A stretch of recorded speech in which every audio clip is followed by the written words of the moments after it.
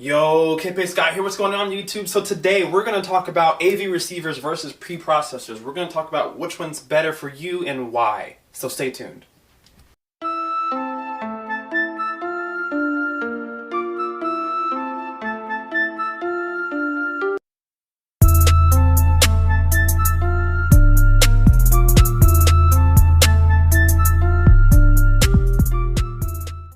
Alright guys, so we're going to talk about which is better for you. Should you get a receiver at the bottom there, or should you get an AV processor at the top? We're going to talk about the benefits of both and then make a decision for you guys, which one's better, which one makes more sense in your house, what's the difference between the two. So briefly on the front, you can see that the layout of a preprocessor looks similar to the layout of a receiver, and you're absolutely right. They're aesthetically going to look exactly the same. So you're going to have your volume knob, you're going to have your input selector power, you're going to have this door here on the front. If you guys get a higher end model, you're going to have your front panel there that slides down.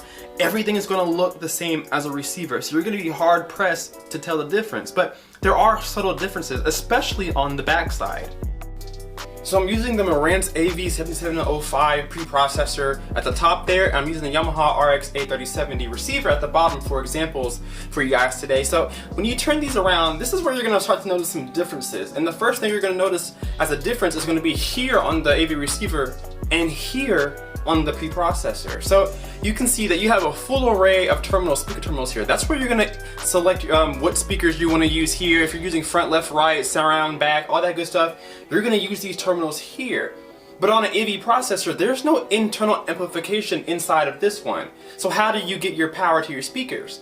Well, you're going to be utilizing these right here. These are your unbalanced pre-outs, your RCAs. They're going to go from your outputs here to the inputs of an external amplifier of your choice. So you can do that same thing here on your receiver, but you don't have to.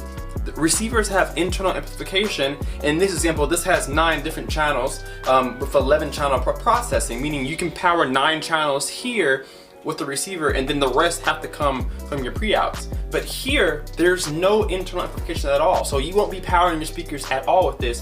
You'll just be sending your signal to your amplifier with these right here. So that's the #1 and biggest difference between the two. So what are the benefits of getting an AV processor over a receiver? The benefits of getting an AV processor over a receiver is actually quite simple.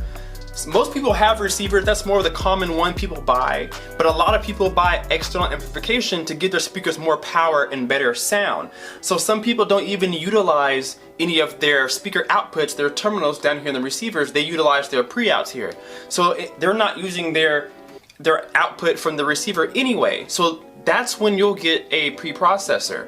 If you're not using your internal amplification from your receiver, then essentially your receiver is just a preprocessor. So you might as well get a preprocessor. That way you eliminate having any amplification inside here, which one, makes it lighter, it's not gonna be as heavy, and then 2, that's less things inside that are gonna create heat, generate heat, and they can break down over time. Anything faulty may happen. You eliminate those issues because there's no amplification inside. You're now using external amplifiers, which gives you better sound and more power. These receivers, they're rated between maybe 50 to 100 watts. Some receivers say 240 watts, 300 watts, but that's not true. Most companies inflate their ratings, or it's only 2 channels driven. It's not a full array of speakers at that power. It's only 2 channels at a certain wattage, at a certain frequency. So it's not true output. But with this, you're able to get an external amplifier and use that power, which has true wattage. So for me, I'm using this AV processor, and I'm using my Monoprice Monolith 7 to power my speakers. So that's 200 watts going to all of my speakers, versus this, which probably gives me around 70 or 80. And that's where having one of these makes more sense. When you power this up with a preamplifier or a amplifier, external amplifier of your choice, you start to feed your speakers better sound quality, true power. They start to, the quality of music sounds better, more lively. You can usually get more volume without distortion. They're better for your speakers when they're not underpowered, and you get consistent wattage. The more you turn this up, the more that wattage is going to shift. You're going to start seeing fluctuations in power as the volume goes up. So you may be getting 100 watts at one point, and then as you start cranking the speakers up or you start adding more speakers, you start to lose your power. With this, it's using external amplification, so you're always going to get rated power. So that's one of the main benefits of having a processor here. Now, what are the benefits of having an AV receiver instead of a processor? That's also an easy question to answer too. So when you have an AV processor, as we know now, these have amplifiers inside of them. Depending on if you got a 5-channel, 7-channel, 9-channel, 11-channel, and 13-channel, that will decide how many amps are inside there. So this one is a 9-channel amplifier, so there's 9 channels of wattage in here, 9 amps in here to power my speakers. So now I don't have to go out and get external amplification if I don't need it. So that way you don't have extra components in your home. Everything's powered and ran right here from one source, one device. And that's the advantage of having an AV receiver. You don't have different components around the house drawing extra power and etc. You're able to power your speakers here, power your video here, whatever you want to do, all in one central hub. So this controls everything. You don't need any extra pieces.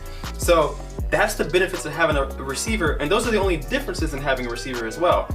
So you notice that this one has speaker terminals here, and that one has XLR balanced output. So these are supposed to provide you a much cleaner and more consistent transfer of signal from one source to another. So I can use these to connect straight to my speakers, or I can use them to go straight to my amplifier if I'd like to. With these, it's coming straight out of the receiver, so whatever the power is what you're gonna get. It's not as good or strong of a signal as XLRs, and I'm really happy to try these out because a lot of people on my comment section have told me that this is a better connection. I'm going to notice a difference. So I'm definitely gonna test that out and see if I can hear and see a difference in performance. So that's the difference and the benefits of having amplifier, but there are trade-offs when you have a receiver like this. So which one is better for you? An AV processor or an AV receiver? Well, that is up to you guys. If you guys have external amplification now, whether it's Evatima amp, an Outlaw amp, or something of the sort, you may not really need an AV receiver. This can do everything an AV receiver can, except it doesn't have internal amplification. But if you're somebody who doesn't want to have extra components, doesn't need extra power, then an AV receiver will be better for you. These are usually more expensive than these. There's also not as many options as the receiver, but you may find this to be more beneficial for you. So if you're out there right now and you have an AV receiver but you're using a lot of external amplification, you may want to think about getting an AV processor next in your future when you upgrade.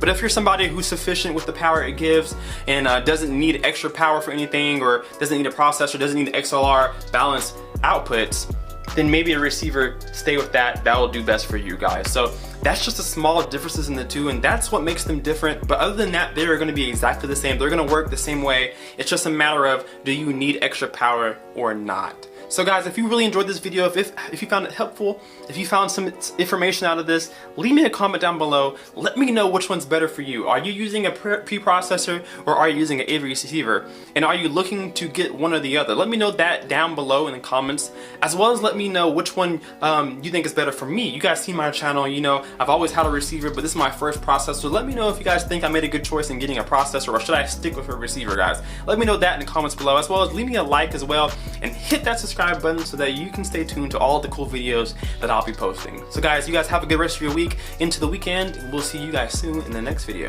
Kpaceguy out.